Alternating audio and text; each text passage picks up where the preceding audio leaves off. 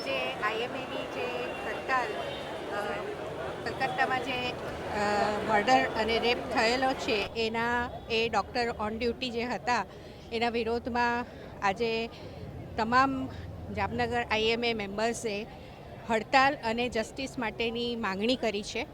Police તંત્ર, ન્યાયતંત્ર અને સરકારી તંત્ર પરથી લોકોનો વિશ્વાસ ઉઠી જાય એ પહેલાં આ કેસમાં સારા પગલાં લેવામાં આવે અને જે દોષી છે એને કડકમાં કડક સજા મળે એવી અમારી ઈચ્છા છે.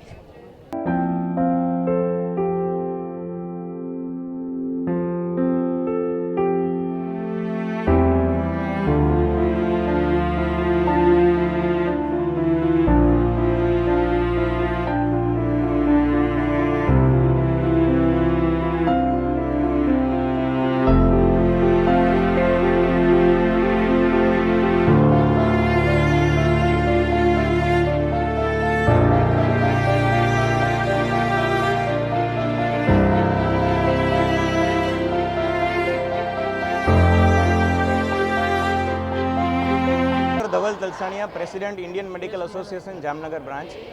સર, જાણો છો કે 9મી ઓગસ્ટે કોલકાતાની આરજીકર મેડિકલ કોલેજની અંદર જે રેસિડેન્ટ ડૉક્ટર સાથે અમાનવીય ઘટના બનેલી છે એ ખૂબ જ દર્દનાક છે. એ જરા પણ ચલાવી લેવામાં નહીં આવે. એના માટે ન્યાય મેળવવો ખૂબ જ જરૂરી છે.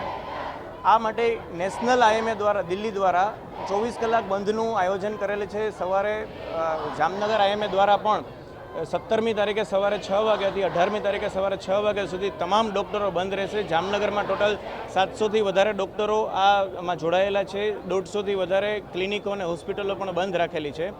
આજ રોજ સવારે અમારી ભાવના રૂપે ન્યારાબાજી કરેલી છે અને અત્યારે કલેક્ટર ઓફિસને જઈ અને આવેદનપત્ર બાઇક રેલી કરી અને કલેક્ટર ઓફિસે આવેદનપત્ર આપશું અને ત્યાંથી અમારા હોનરેબલ મેમ્બર ઓફ પાર્લામેન્ટ પૂનમબેનને પણ અમે આવેદન દેવા જવાના છીએ. અને સાંજે 7 વાગે કેન્ડલ માર્ચનું આયોજન કરેલ છે. એમપી શાહ મેડિકલ કોલેજના કેમ્પસથી લઈને ડીકેવી સર્કલ સુધીનું કેન્ડલ માર્ચનું આયોજન કરેલ છે. તો આ સરકાર પાસેથી એટલી જ ઉમ્મીદ છે કે અમને જલ્દીથી જલ્દી ન્યાય મળે અને સેફટીનો ઝોન જાહેર કરે. Thank you. Rupareliya neurosurgeon Jamnagar.